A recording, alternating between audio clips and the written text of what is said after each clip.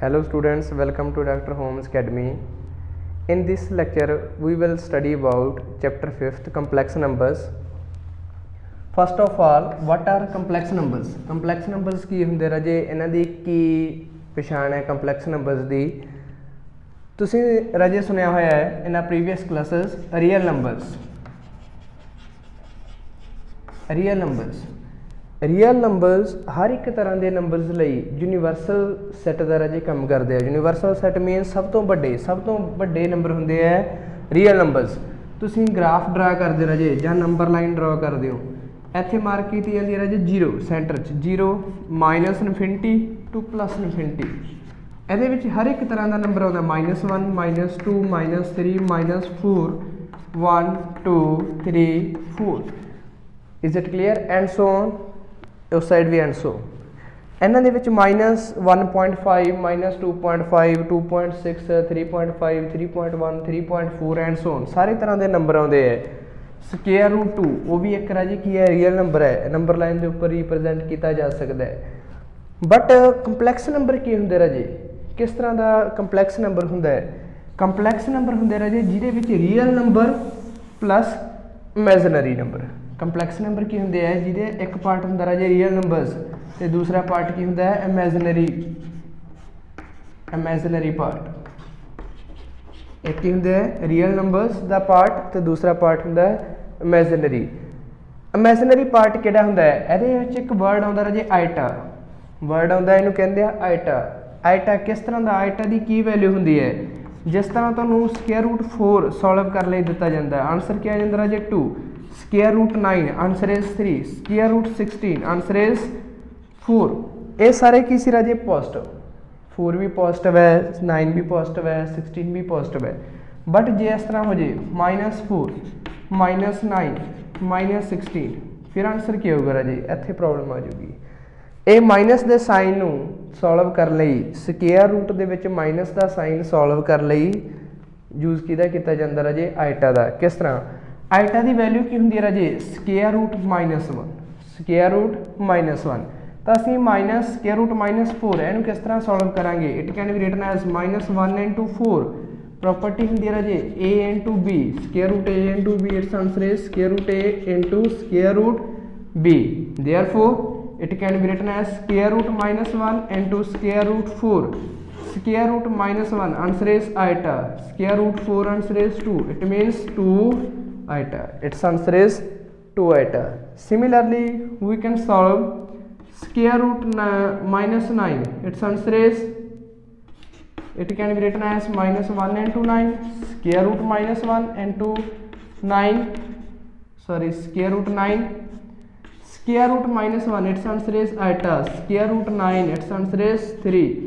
therefore square root -9 its answer is 3 iota। Similarly we can solve square root -16, its answer is 4 iota। ਤਾਂ ਰਾਜੇ ਇਹਨੂੰ ਕਹਿੰਦੇ ਆ ਇਮੈਜਨਰੀ part. ਇਹ ਤੁਹਾਡਾ ਕੀ ਹੈ? ਇਮੈਜਨਰੀ ਪਾਰਟ। ਜਿਹਦੇ ਨਾਲ ਆਈਟਾ ਦਾ ਜਿਹੜਾ ਕੋਐਫੀਸ਼ੀਐਂਟ ਹੋਵੇ ਉਹਨੂੰ ਕਹਿੰਦੇ ਰਾਜੇ ਇਮੈਜਨਰੀ ਪਾਰਟ।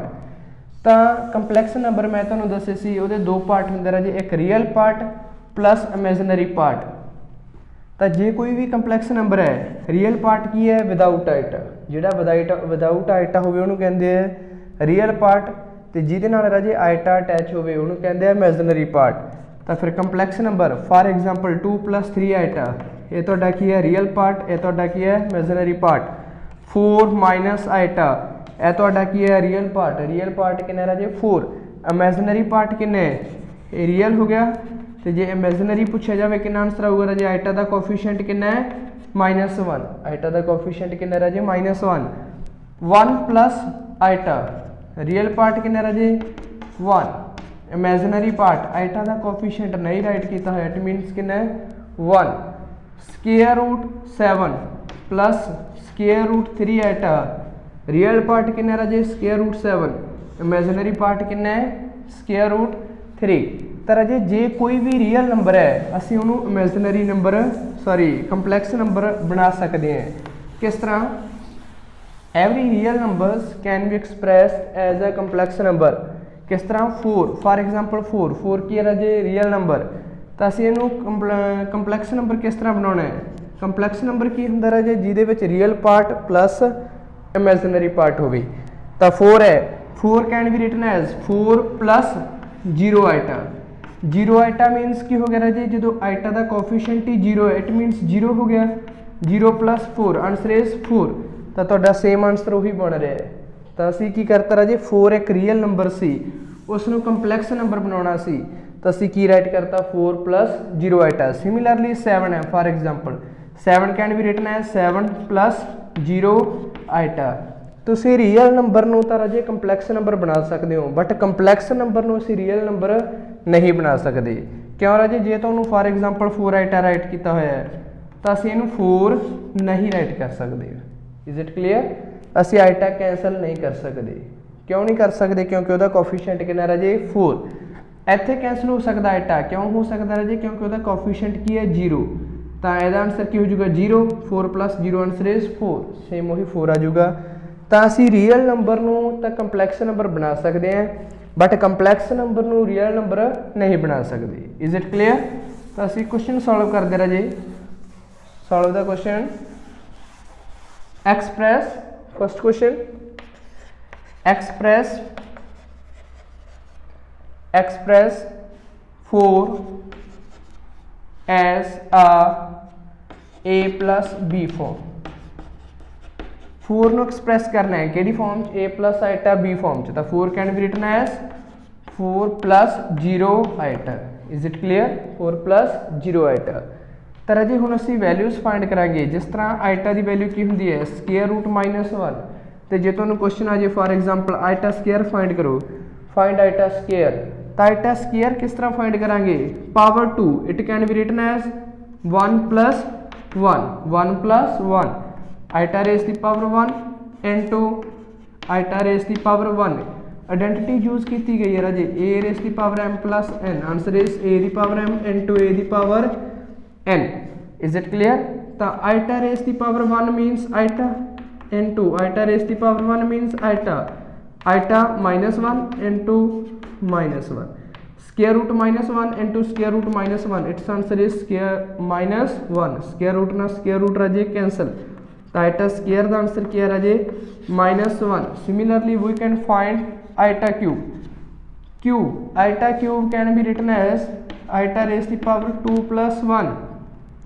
आइडेंटिटी अप्लाई करती रहे आइटा रेज की पावर 2 इंटू आइटा रेज की पावर 1। तो आइटा रेज की पावर 2 यदा आंसर क्या होगा राजे -1। आइटा रेज की पावर 1 वह आंसर वैसे राजे स्क्वायर रूट -1 है, बट स्क्वायर रूट -1 असीं सॉल्व नहीं ना कर सकते, इस करके यदा आंसर क्या होगा राजे आइटा ही राइट करो। तो माइनस आइटा, आइटा क्यूब का आंसर क्या है राजे minus iota. Now iota raise की power 4, its answer is iota raise की power it can be written as 2 into 2। Iota raise की power 2 whole the power 2। a raise की power m into n, its answer is a raise की power m whole the power n। तो identity iota square -1 ऊपर square -1 square answer is 1।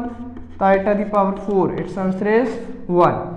तो यह तो सी राजे power 2 iota की 2 its answer is -1। Iota cube its answer is minus iota, iota 4 its answer is 1।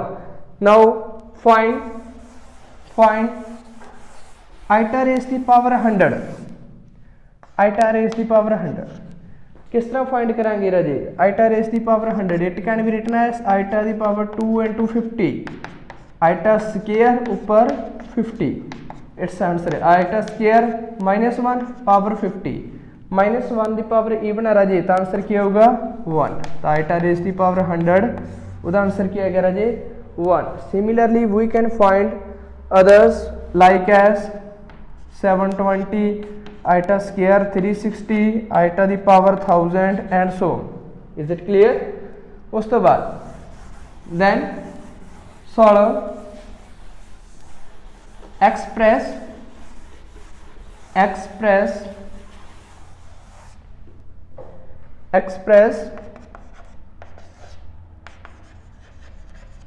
Iota raise की power 8 plus iota raise की power 20 as a plus iota b form। ਤਾਂ first of all ਰਾਜੇ ਅਸੀਂ iota ਦੀ 8 ਉਹਦੀ value find out ਕਰਾਂਗੇ। It can be written as 2 into 4 plus it can be written as iota raised to the power 2 into 10। Complex number ਨੂੰ denote ਕਿਹਦੇ ਨਾਲ ਕੀਤਾ ਜਾਂਦਾ ਰਾਜੇ z ਨਾਲ। ਕੰਪਲੈਕਸ ਜਿਸ ਤਰ੍ਹਾਂ ਰੀਅਲ ਨੰਬਰ ਨੂੰ r ਨਾਲ ਡਿਨੋਟ ਕੀਤਾ ਜਾਂਦਾ ਤਾਂ ਕੰਪਲੈਕਸ ਨੰਬਰ ਨੂੰ ਕਿਹਦੇ ਨਾਲ ਡਿਨੋਟ ਕੀਤਾ ਜਾਂਦਾ ਹੈ z ਨਾਲ। z is equal to iota the 8 2 into 4 20 2 into 10 2 whole the power 4 plus 2 whole the power 10। iota the power 2 its answer is -1 power 4 -1 power 10 1 1 2। But असी किस फॉर्म च एक्सप्रैस करना है a plus iota b form. तो ये क्या आ गया z तो कंपलैक्स नंबर 2 आ गया 2 can be written as 2 plus 0 iota. तो a की वैल्यू कितनी है राजे 2 b की वैल्यू की है 0। Is it clear. तो ये राजे तुहाडी एक्सरसाइज 5.1 कंप्लीट हो चुकी है। If you are facing any problems then you can send me your problems in next lecture we will try to solve all these problems। Thank you, bye।